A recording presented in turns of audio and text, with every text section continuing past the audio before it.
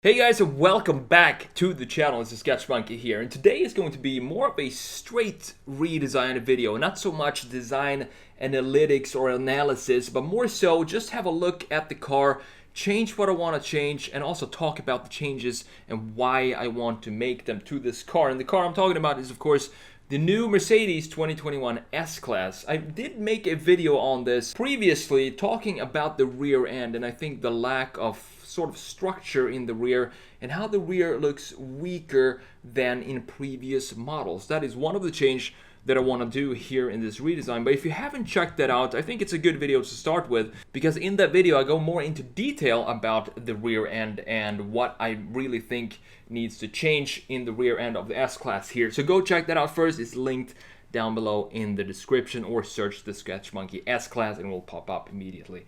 Anyway, here it is. So Mercedes has just released a bunch of beautiful new photos of the S-Class, and when I saw these specific photos, my fingers started to itch and I really wanted to get into Photoshop and make a redesign. I wasn't really planning on recording it, making a video. It was just for my sake, for my own, just to have fun and make my own redesign. It wasn't really supposed to be a video, but I decided why not share it with you guys, so that's what I did. So here's the thing with the S-Class when it comes to the model range of Mercedes, and why I think it needs a different type of styling when it comes to the S-Class. If you look at the lineup of Mercedes, you have the C-Class, the E-Class as the major sedans. You have the CLA and the smaller ones too.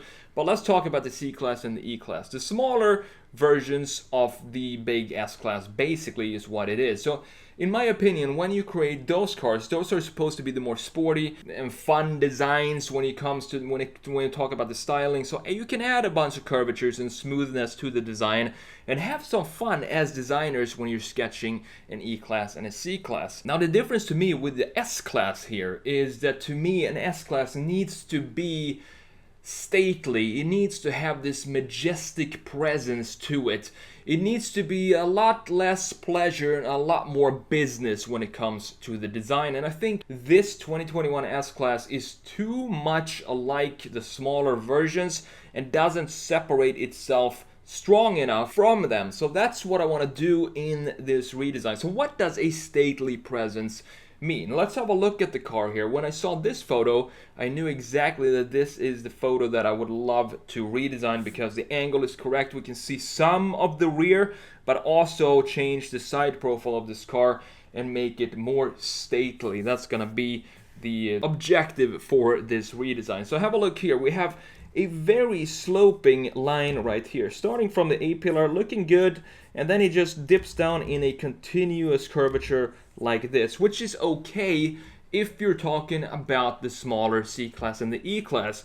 And then this rear end, to me, it just looks a lot weaker than even the E-Class. The E-Class, to me, has a lot more structure in the rear than the S-Class. For some reason, it loses all the power and the stance going from the front. It still has it all the way here, but then coming to the rear, it's like everything just shrinks together and creates this tiny rear end that doesn't look stately or majestic as we need it to be on an S-Class. So that is what I want to focus on in this redesign, and also the graphic features of the car. For example, I want to change the rear lights, I want to change the headlights, and I want to work on some parts down here as well. But the major changes are going to be in the greenhouse right here, which you're going to see. I'm going to make it more straight and less of some major curvatures going here. I want to have it be a proper sedan, and by that I mean have a straight C-pillar instead of this curvature right here, which you can see in the C-Class and the E-Class. But for the S-Class, let's change that and let's add some structure to this. More business and less pleasure. So let's get into the redesign now, and let's come back at the end and show you exactly what went down and why I made those changes.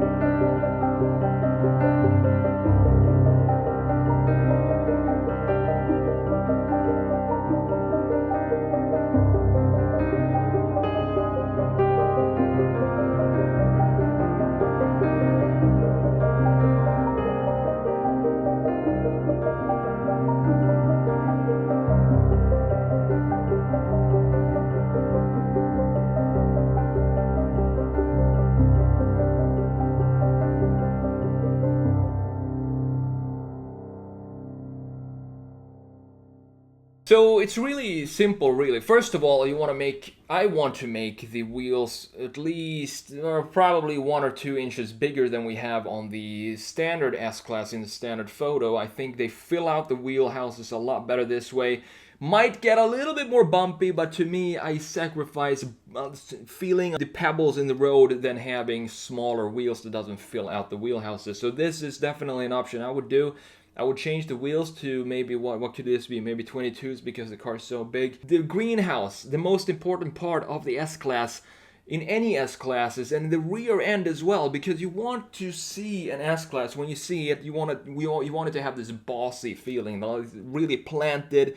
It needs to look almost heavy, and that's the biggest issue I have with the 2021 S-Class. It looks too light in the rear. It looks like if you go too fast, the rear end is gonna take off or something, or just evaporate because it doesn't have any structure. So I wanted to add a lot of structure here in the rear, as you can see. I did, and also change the rear lights. I'm a really big fan. More boxy design, about late 80s to throughout the 90s. That is a period that I love about the graphic design of car brands at the time, and I want to bring that back, but in a modern way. Instead of having those weird triangular upside down undynamic rear lights that we have on the 2021 S-Class, bring back something like this specifically for the S-Class. You can do whatever you want with the E-Class and C-Class, as I said before. But for the S-Class, it needs to be something more structured. As you can see here in bottom, I wanted to clean it up and reduce any type of over-styling, just have a curvature. So if you look at the side profile of this door now, you don't have any trim pieces sticking out. It's just a slight bend in the door here going out to this point and then straight down like this. So this is how the profile would look like if we sketched it out. Not anything going down here, another bump like that. Let's remove that and let's keep it very clean. And by doing that, we're keeping it very stylish as well. Did the same changes in the front as I did with the rear lights. Have it more boxy, more 80s, 90s in a modern version, of course, and reduce the styling in the front as well. And just have 2 key lines that stretches from the front to the rear of the car. You can see those lines right here. You have this that goes in the bumper, and it also, the original S-Class also had this line, another line that went right here, something like this, that I removed because it doesn't make sense. It's one of these pieces that are just there for the sake of styling and for the sake of connecting it to the E-Class and the C-Class. But as I said, I want to bring it further apart from those smaller sedans and make the S-Class kind of its own design. On top of this, you can see the biggest change that I wanted to do was to the greenhouse here. Make this more boxy like this. More like the 90s S-Class that we had back in the day. To me, it looks a lot better. It still fits within the current Mercedes lineup, in my opinion. It would just be a different design to set it apart and to make a statement that this is the flagship. The other 2 E-Class and Z-Class are the little siblings with a lot of play, with a lot of fun, but this is the old wise grandfather, and it should be more business all over the styling of this car. That's what I wanted to show you today. I hope you enjoyed this quick video. I'm the SketchMonkey. Thank you so much for watching, and I will see you in the next video.